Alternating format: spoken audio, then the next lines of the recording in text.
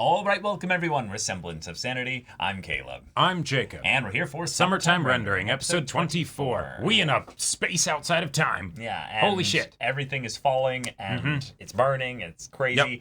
Heine's on our side now, though. Heine is on our side. Ushio's unconscious. Shide is not in the armor. He's out in the real world. Yeah, there's... we have the means by which to win if we can use the full awakened eyes power and everything. Yep. Or eyes, plural, we'll see. In the real world, if we can get to that point. Right. But the issue is that Ushio is always she's the magical girl linchpin of she's this. the linchpin for everything. So as long as Ushio makes it through this, could be good. There is the hair that was, extra long. That could be what ended up happening here. That could be. But given that's the case, it's still something where how do we know?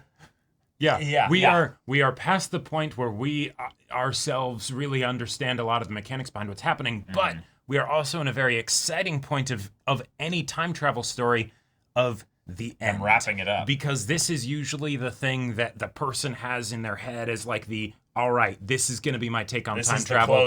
This is the closed loop bow. There might be some wrinkles as far as how we get there, but And that's usually actually the issue, is that because they write the end first.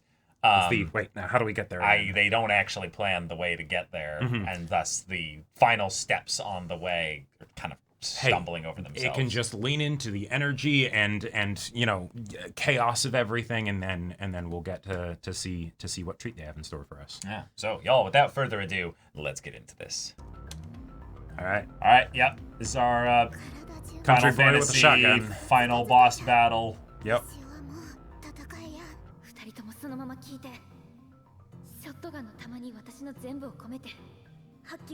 Oh! You need to talk and stall. All right. Yes, get him talking. Stroke that ego. Oh.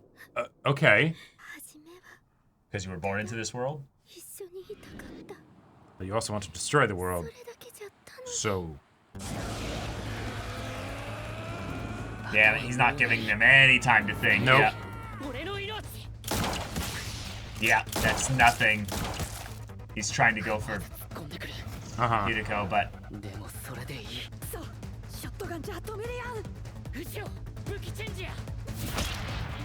Oh! Yeah! Oh my god! Bring back our favorite sledgehammer. The issue is we don't have 2 seconds, though.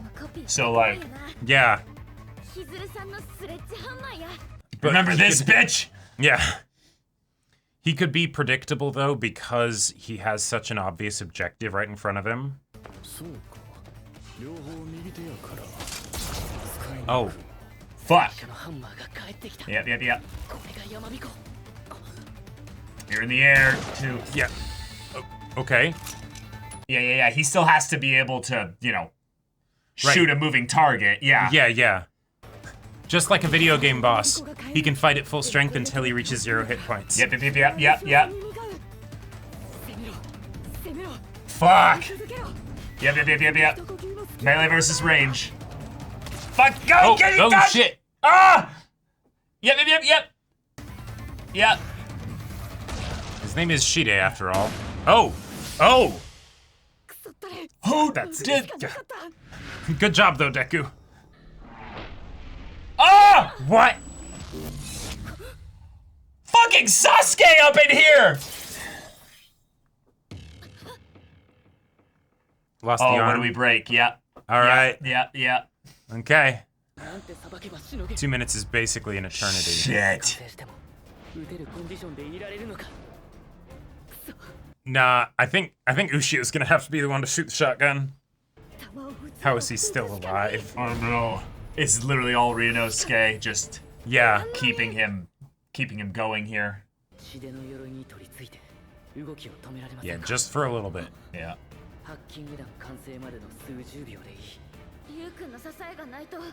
Yeah, you're gonna feel all that pain all of a sudden. Oh yeah, yeah.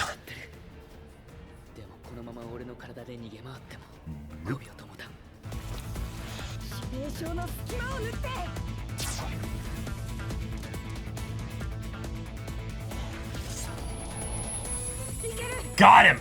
Alright. Yeah. Ow, ow, ow, ow! Yeah. Fuck! Ah! Weapon! Weapon! Yeah.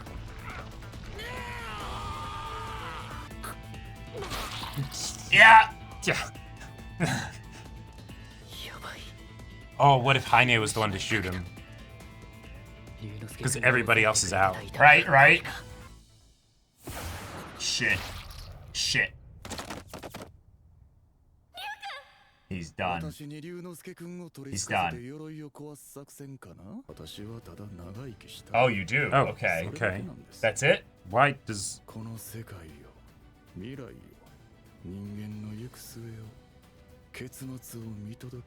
Everything but you?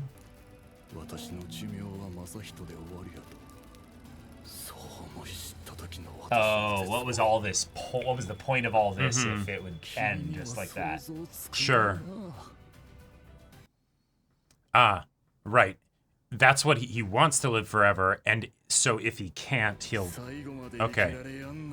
So then I'll see it here. I'll bring it to me now. Okay. Okay, that's better. Alright, alright, okay. That's time he's giving you. Yeah.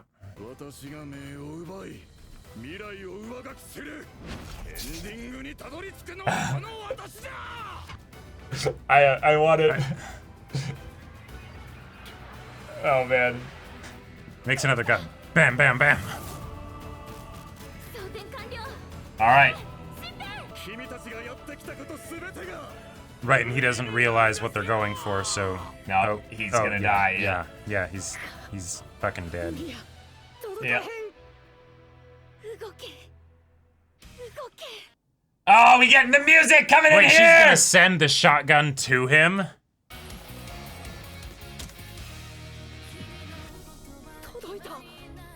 Okay. Heine helps too! Oh, in this fraction of a second.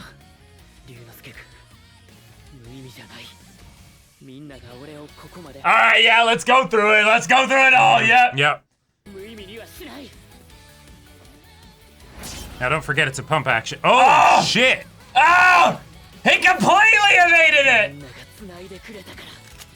He used his human weakness. Yep, he fell intentionally, yeah. Yeah. Alright. Ah, that's fucking beautiful. Yeah. Let's go! Okay.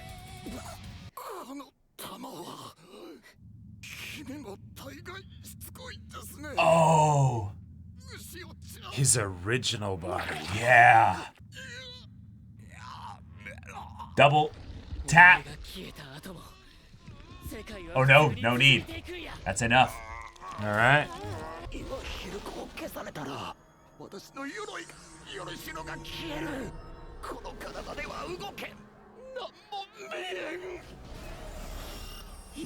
Oh, that's sick.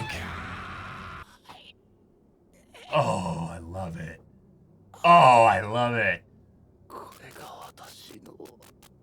Hey, you saw the end. You got your arm. Well, not only that, Shinpei looks fine. Right, right.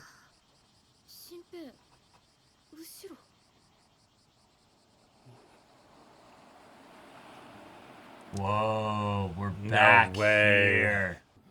Uh-huh, and here she is.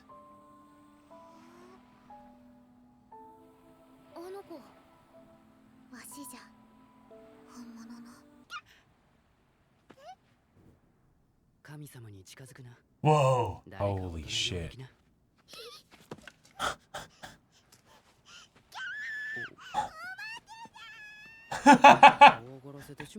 And she ran fast.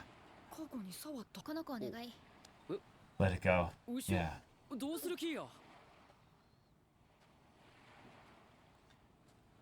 Wait, no way. No way.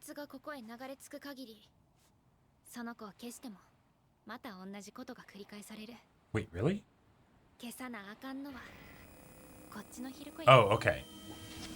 But that means... But that means we say goodbye to Ushio then. We say goodbye to so much. Well, no, I don't think we'd say goodbye to Ushio, because if we're actually changing the past, Ushio would never have been killed. Right, but theoretically... But... Here's another thing, though. Shinpei lived with their family because his parents died, and his parents also wouldn't be dead. Yeah. So... Yeah, this is gonna change a lot. It's gonna change a ton. But also, it was Hiriko that ended up helping the people survive the famine, so the whole town could be different. Yeah. Oh, that's pretty.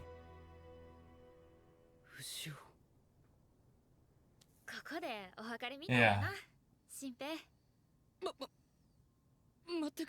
He doesn't have the eye.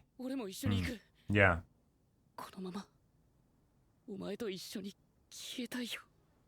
Nah, because time's been changed. Yeah. You never had that fight. この3日間ね、いっぱい怖くてめっちゃ不安やったけど、でもそれ以上に新平と過ごせて嬉しかった。Oh. 俺もや。お前と会えて俺も。There's something about beaches when you're at the end of everything. Yep. The immeasurable vast future out in front of you, but it's and then consumes everything, you know, and yeah, and if you're dealing with feelings of loss, they kind of go together. 私ね、やっと分かったよ。これは偶然なんかじゃない。大切な人に。Oh no, we're going. 私とハイネを結びつけた。Yeah. 託されたこの力で。ループを飛び越えてあの夏を描き直す。 Holy shit. Yeah, and this is how it... Yeah, the beginning is at the end. Yeah. Hizuru. Yeah. Yeah. The message ended up being recorded and everything. Yeah. Nice. Yeah. Cool.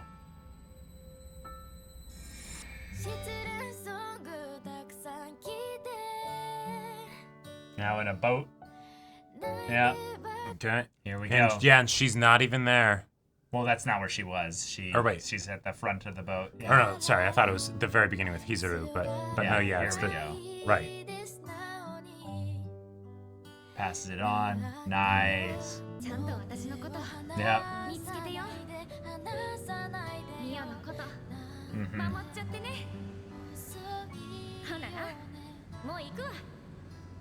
It's... Yeah. Yep. Back here. Wait.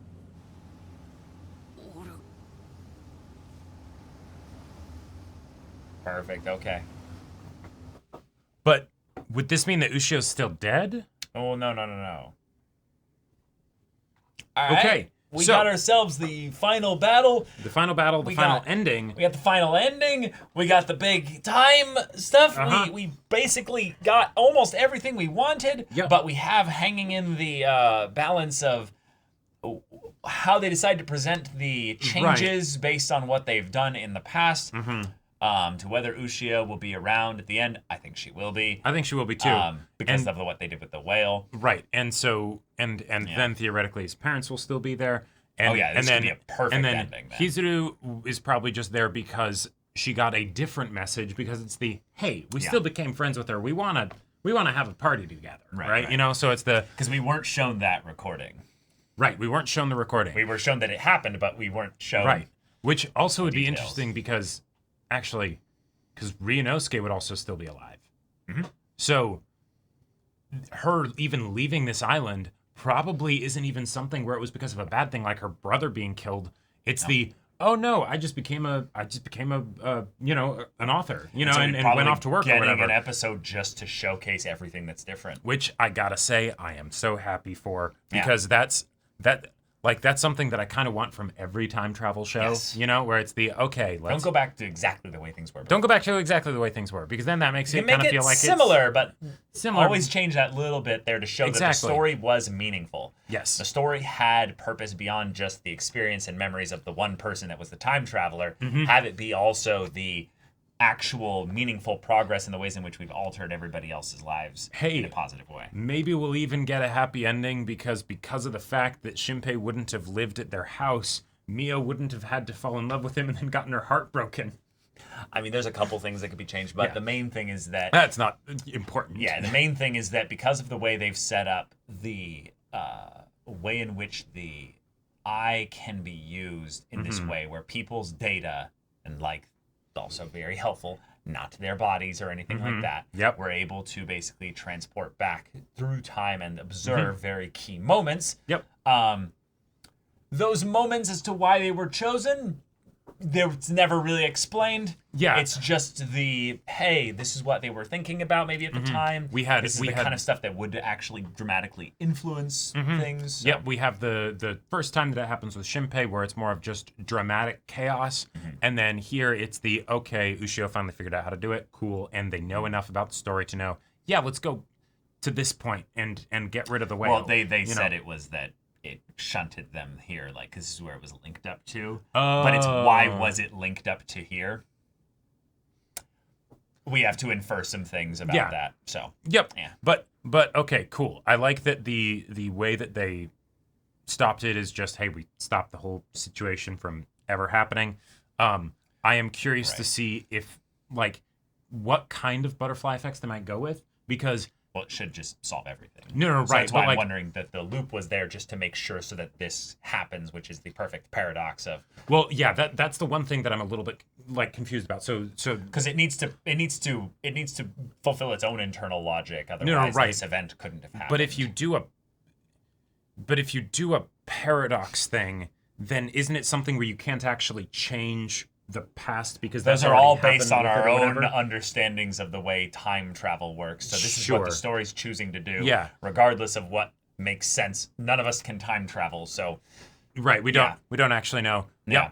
But the thing that's important here was that yes, this event, all this stuff needed to happen within the bounds of a loop, which means yes, Ushio at some point needed to give the eye to Shinpei. So that did need to happen, otherwise all of this couldn't have happened. Right. Yep. So it's in the future, when we fix the whale thing that is in the past, we need to have the loop thing actually properly established before. Right. So, paradox, yeah. Yep. And now we've got a full episode to just see where we're at, how things are different, and to have all of these characters just enjoy their happy ending. Yeah. I do like that they use the data side of things there with this, though, because it reminds us that the point of this story is it's what kind of summer time would you like to create, render. So the idea that at the final bit there, we're doing this whole thing to create the perfect summer. There was a massive struggle. That's why we told the story in order to make that happen. Yep. So the paradox angle doesn't really matter because it's at some point we were going to leave the world of paradoxes and linearity and look at the entire summer and go, I want that one. Right. And effectively that's Render what we did by making there be just enough we don't know exactly what it's going to look like because we're going back to 300 years to the whale. Exactly. The show absolutely doesn't have to do this, because I could see this being something that would distract from the characters, which are the most important thing. Sure. But I would, as a personal just curiosity, I would love to see if there are ways that the town is different, because there was a famine 300 years ago that this whole shadow situation ended up resolving because of the whale and things like that, and whatnot. And so if there's some way in which it's no, just the way the town evolved is fundamentally different because, maybe 20% of its population died 300 years ago or whatever. Oh no, Shinpei was never born. Darn. Yeah. Yeah. There's a couple things that are just, very, very romantic, I would say, about this ending. Yeah. And I like those. I do think that the show has kind of irrevocably changed in my mind from being a gritty thriller to being more of a esoteric kind of fun. The romantic, like ends to it. romance. I think that is a very good description for it, right? Because it's it's about the emotion of it rather than like the justification. Yeah. And now, okay. I loved the final mechanics though of the actual fight. It got real intense, and I do like that there were a couple very clear allusions to like other types of stories with the way in which we have this place beyond time and space where the final big bad is fighting off against the plucky group of heroes in this space here, and it just comes down to effectively the fist fight. But lots of little mechanics in there, and they all mattered in the end. So also that felt really good. That felt good. The bit of the try the armor thing, and because it's in the heat of the moment and it's the you gotta move quickly. It's not the no, I tried that. He wouldn't even understand that he tried it in a previous loop. Right. Yeah. So then, they try it and it kind of works, but it doesn't. Okay, cool. We get the Shide monologuing about because he's about what is one that right exactly, and it's in a different iteration anyway, so none of them would remember. Yeah. But we get the bit of no, I actually do want to live forever. His motivations were fixed up. Yeah. And I'm really pissed that apparently I can't. So, because Heine's my source of connection to Hiroko, and she's getting weaker and dying. And so that's why I was trying to basically set up everything so that Heine would survive as long as possible until we could get this Advent moment with the festival. And then I would end it all then so that I could actually get my moment that I've always wanted. Yep. And because he wasn't ever going to live forever, he was just a piece in the video file. He had a beginning point, he had an end point, and the fact nothing he could do to stretch out that footage. And the reason why it probably did, it didn't happen until now, because given that he didn't actually care about Heine, right, and he saw Heine as a lost cause, but he wanted to live forever, and if he can't, he's going to take the world with him. Then of course he would wait until he would wait as far as he could, right? He's not going to go for one of the earlier festivals. It's at least I lived this long. I lived this long. I lived for 300 and, whatever number of years and this many days, And he also needed Heine in order to actually be strong enough to do the thing with the festival, I guess. Yeah, and maybe he was in denial up until then of no, there's no way I'll, Yeah, he said he changed it a few months ago, so... Oh, sure, there you go. So that means that was the point where he realized, I can't extend this anymore. I've been trying for 300 years, and I'm seeing a pattern. Yeah. But Heine is then saved from this life of suffering and torment. Yep. I did kind of get surprised that they showed a brief little bit of Heine remembering, because we've always seen the image of the older Heine with Shide from the past there, but I always took that as this is the dark, fucked up, reality getting covered up with a little bit of glitz and light to it, but it was never really that world. But the way that she remembered it was that was a case there, but he did change. And so there was a point where they were living effectively immortals forever, and over the course of time, he then forced her to then start bearing the children to do the thing that... Yeah. And if anything, if there were a way to basically describe why that specific image would have ever happened, because Heine was killed, she became a shadow. I'm pretty sure shadows don't age. Then it's we had it established with Ushio right towards the end of that. As you get weaker, you get younger. Yes, okay, cool. That's why Heine... So we had a Shinobu type situation from Monogatari where she was in her full strength or whatever, and there you go. Yeah. Yeah. So that also is covered up. I think that was probably one of my favorite efficient uses of storytelling exposition, by having a character just think about a thing and then kind of tell us what was going on. And it covered 3 different plot related things that I was kind of holding up in the air. So I liked that was done in like 5 seconds. And I was like, oh shit, that answered like 3 questions I had.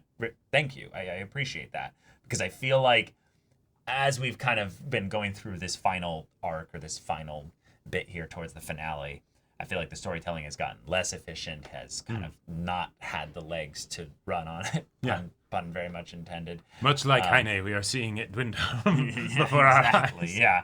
And so the fact that it feels like we wrapped the majority of things up, like really basically everything, so quickly, didn't give us an ED or anything like that. We're just going straight through all that to get an extra long episode. I appreciate that, because I really do love a good classic epilogue episode. They're some of my favorites in anime that actually end, because you know, a lot just don't get adapted, or just don't end, you know? Right. And this show has also did something that generally I would say is a big struggle for time travel shows, in that it made us very invested in, or made us very invested in the characters.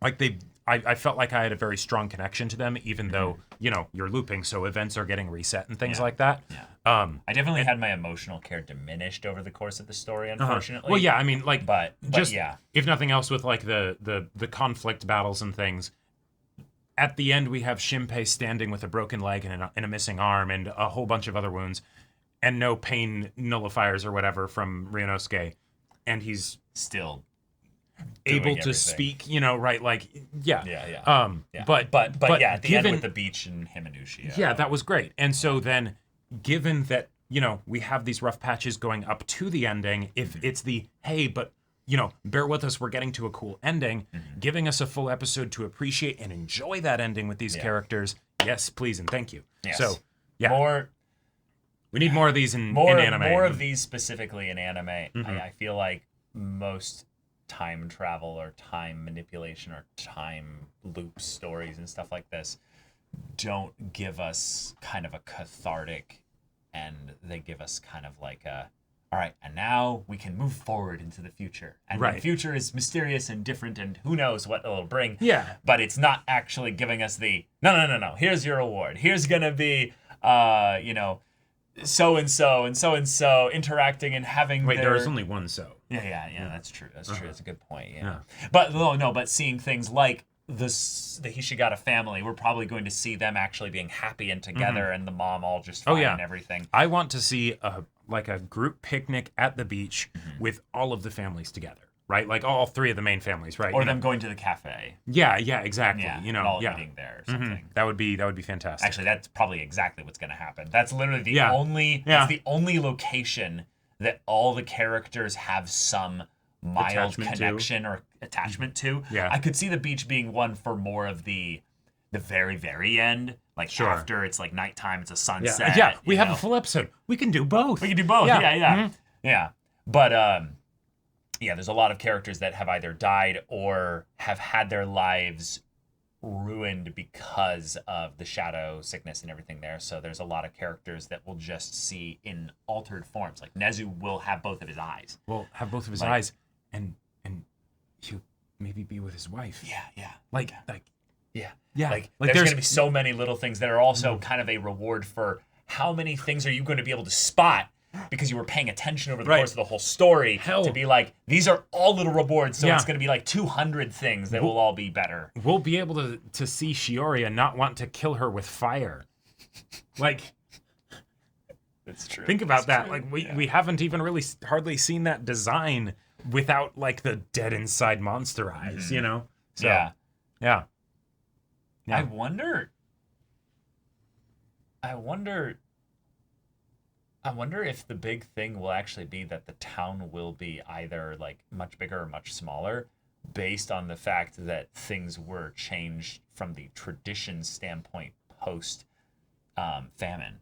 I mean, they could. They could also go for the star-crossed lovers thing. All the confessions have happened and whatnot, but because time was changed, their lives will have been so completely different. You can essentially do and now the future moves on, where you reboot everything because they won't have had these lives. Realistically, they probably won't have fallen in love with the same people necessarily, or if it is, it's the... So Ushio and Shinpei will be the only thing that changes very little.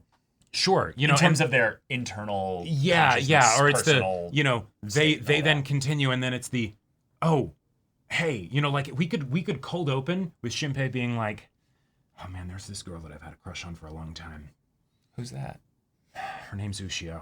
Who's Ushio? yeah, exactly, right? It's like, oh, you should do something. Yeah, you know what? Yeah, today's the day. Hey, you want to go get a coffee? Yeah. Right? There's all kinds of things it can be, but like, all right. I wanted to say so many things during the fight or what have you, but there's a lot of stories that I've seen do that fight, like that specific fight, and I like it. I feel like this is my final like kind of parting words with this anime, as far as like the conflict and the struggle, since we're about to head into pure catharsis and happiness, right?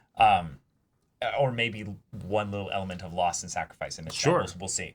But when you have an antagonist that has not as much of a personal connection, I would say, with the antagonist here, it's hard to make that fight style work. Yeah.